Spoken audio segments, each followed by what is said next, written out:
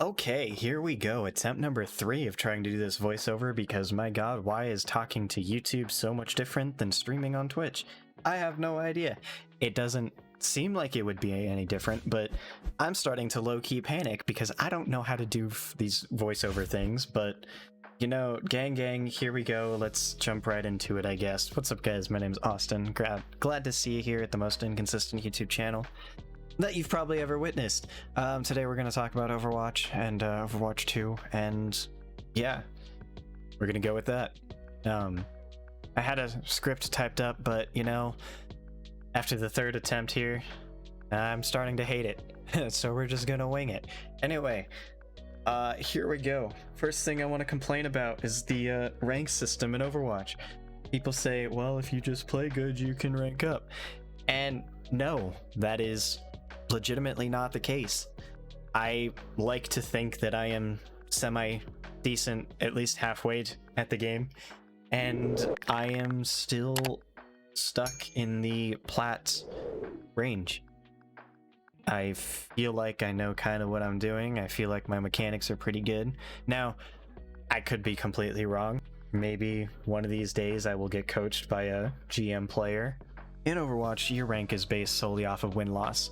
Now, that doesn't seem like a bad thing off of the start, but it is honestly really dumb to have that based ranking system in a team-based game like Overwatch.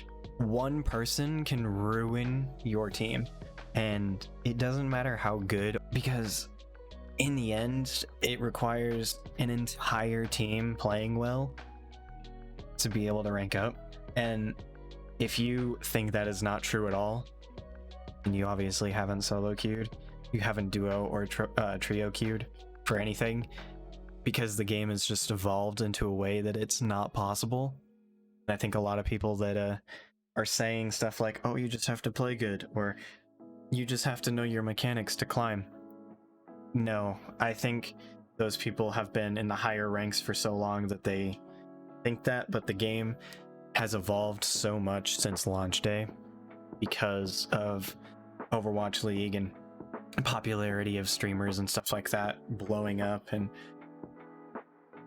all of these things combined together. So the learning curve of the game increases almost daily, and it changes with every update.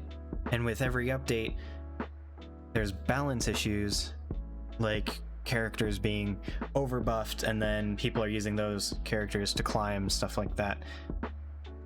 I've gone on a huge tangent and I don't even know what I'm talking about anymore, but we're gonna roll with it because I need to get this video done before I can stream tonight. Ah, boy, it's gonna be a long day. Why is this so difficult?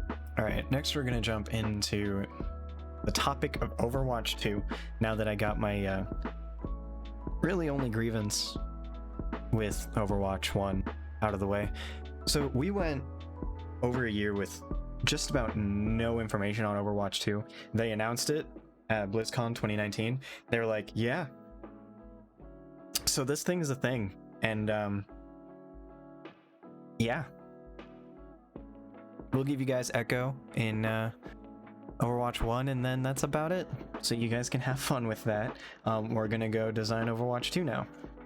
And then we didn't hear anything until a very recent dev update when Jeff Kaplan, the game director, was like, yeah, so we'll give you guys more information on Overwatch 2 in February. Now, maybe I'm just an idiot and don't understand marketing or anything like that, but I feel like a year of silence for a game is not good.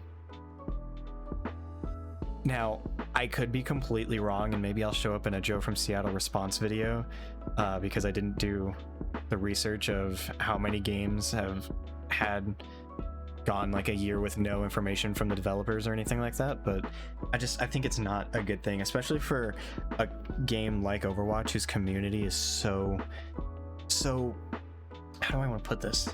So, no matter what I say, I'm going to be insulting myself because I'm part of this community. We are dedicated, to say the least. A lot of us care about like the characters themselves. Like Blizzard has done an amazing job building these individual characters. And now that we're getting Overwatch 2, which is more of like a single player expansion to Overwatch, we're not hearing anything about them. Like, I think I was watching Stylosa. He mentioned in a video that you could at least put like maybe a tweet out with like a screenshot of a map or something to at least get the hype up for the game, because this is not okay. We're just letting the hype for a game and a world that we love just die because Blizzard doesn't want to give us anything. And I think in the end that's going to really affect everything that comes with the game. Now that we're talking about Overwatch 2 and how it's a story based, I want to talk about the missions themselves. So those of you that don't know, it's supposed to be like some of the like the archives missions from Overwatch 1.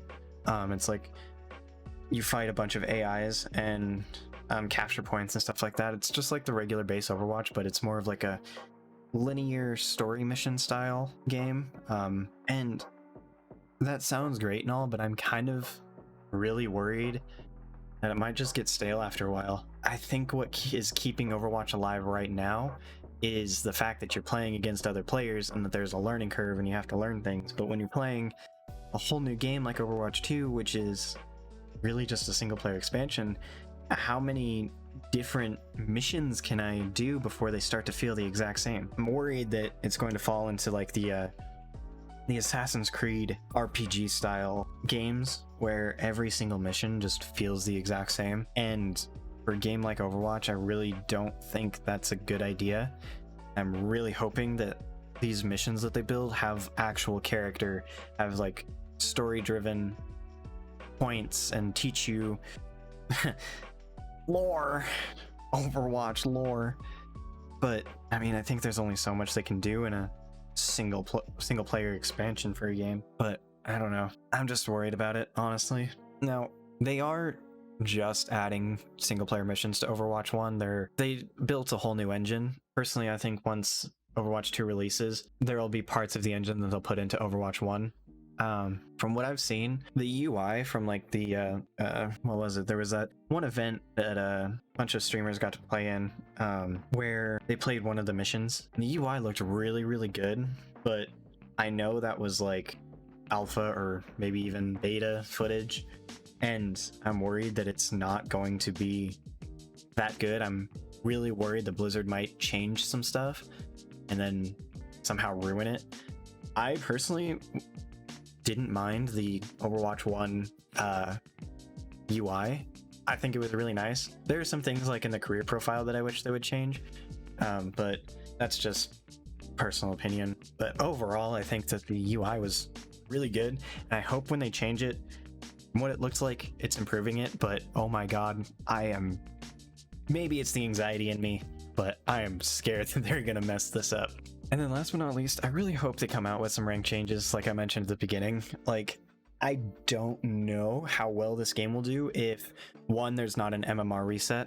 Well, a variety of factors. First off, why am I being set in a rank that I've had since launch day? Like, I've been playing this game for, I think I started on PC in season 13 or something like that. I feel like as a player, I think I've improved at least a little bit and I should be able to rank up. But because of where I was at when I first started playing this game on PC, when I was in bronze, my matchmaking rating or ranking is going to be so much lower than what I think it could be.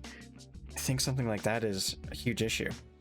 It's almost like you're being punished for staying on the same account, which is why I made a whole separate account that's a rank and a half, 2 ranks higher than my first account that I started playing the game on, which that just shouldn't be.